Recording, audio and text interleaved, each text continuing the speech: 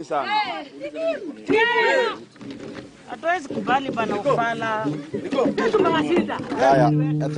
you very much. My name is Anthony Karanja, representing Waithaka Ward, and I may want to say that what has happened today in Nairobi City County Assembly is so shameful that it can even make Kenneth Matiba turn in his grave.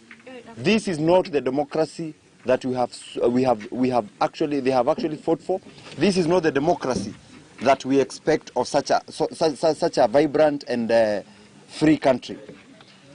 We have seen in Nairobi City County Assembly today, 57 members of the County Assembly vote as if they were 90. They have actually cooked figures. They have actually used online guerrilla tactics to log in voters who are not part of us. And the reason we are here is to tell the whole world that the 57 of us have said we did not participate in that. 59. The 59 of us did not participate in that election. Yes. The 59 of us, we are saying Nairobi is not ready for a by-election. Yes. And we are saying Governor Mike Sonko is the governor of this city. We would like to send a warning shot to the leadership of this assembly.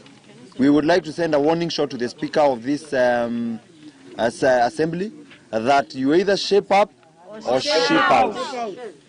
We have climbed higher mountains, we have crossed hotter deserts, and this is just child's play. Yes. But it is also a good message to the Right Honorable, to His Excellency the President, that we are begging you that do not let this democracy start dying in Nairobi. If it dies in Nairobi, we are an example to so many other countries. If it is an impeachment, let the rule of law be followed.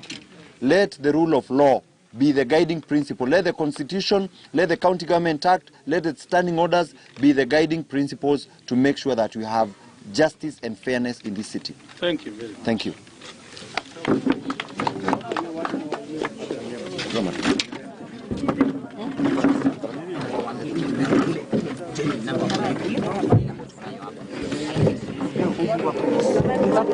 Yeah.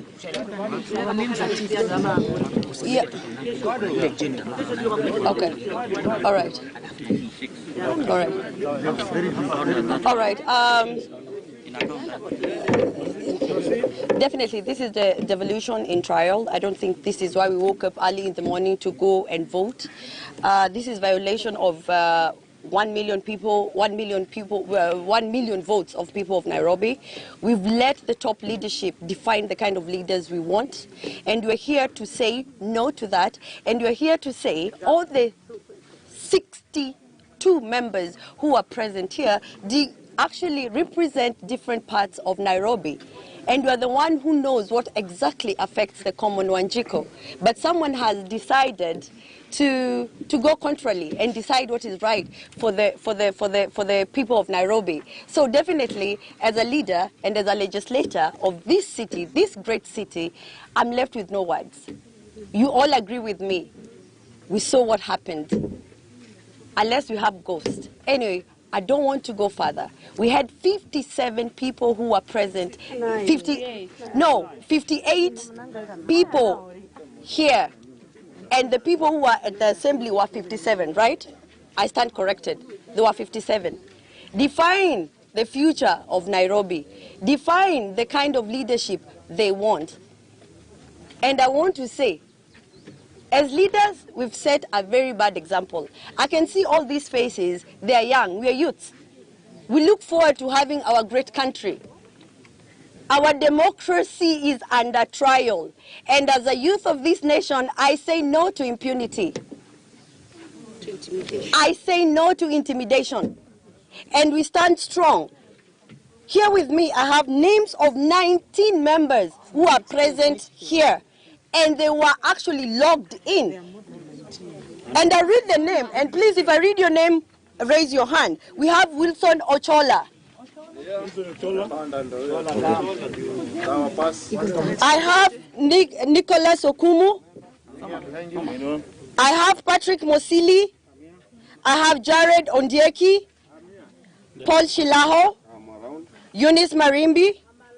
David Ayoi.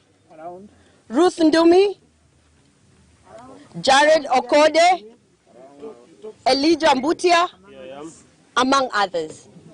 So clearly, unless we have ghosts, our democracy is ripped.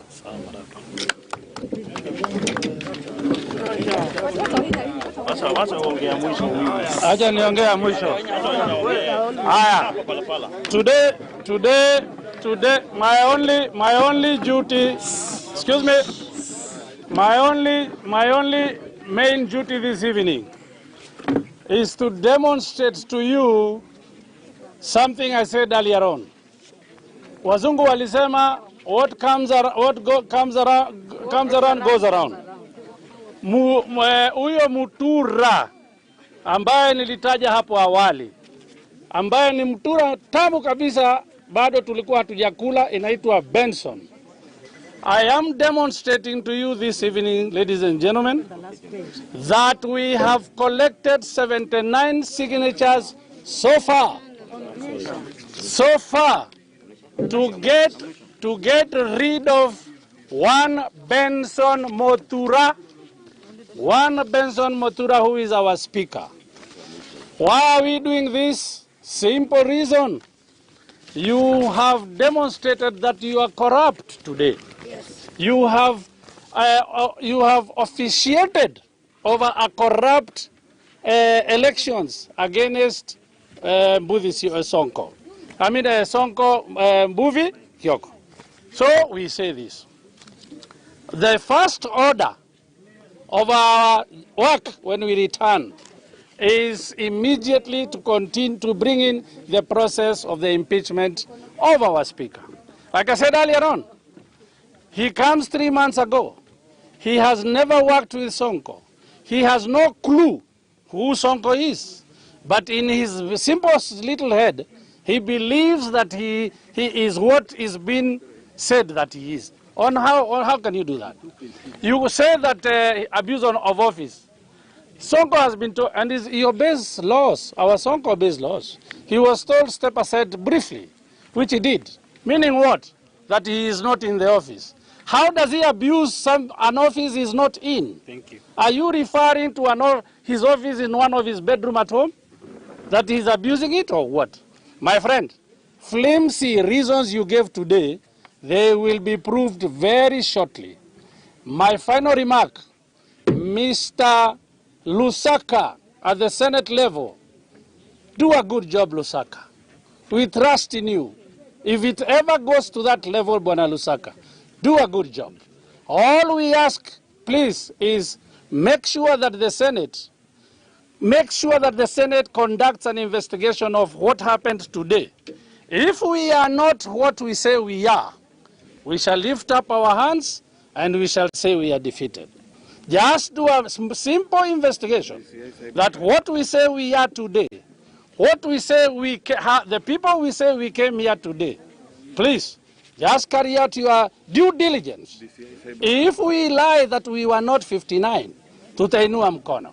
Tunasema hii mbele.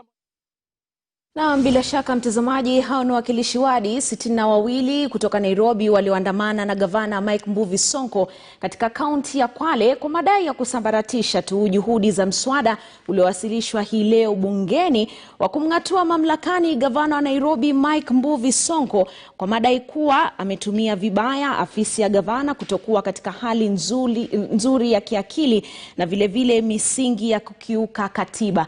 Na mtazamaji, taarifa ambayo tumezipata muda mchache uliopita ni kwamba kura ya kutokuwa na imani naye imepita. Kura 88 zimeweza kupigwa na wakilishi wadi ambao hawakuwa na imani naye, na bila shaka bunge la kaunti imeamua, lakini mtazamaji, ni kesi ambayo itaelekezwa sasa katika bunge la Senate. Je, malalamishi yao yatasikizwa? Ni hapo ambapo bunge la Senate litaamua mtazamaji, lakini kwa sasa taarifa tulizozipata katika kituo chetu cha habari ni kwamba gavana Mike Mbuvi Sonko kutokana na wakilishi wadi waliopiga kura hii leo ametimuliwa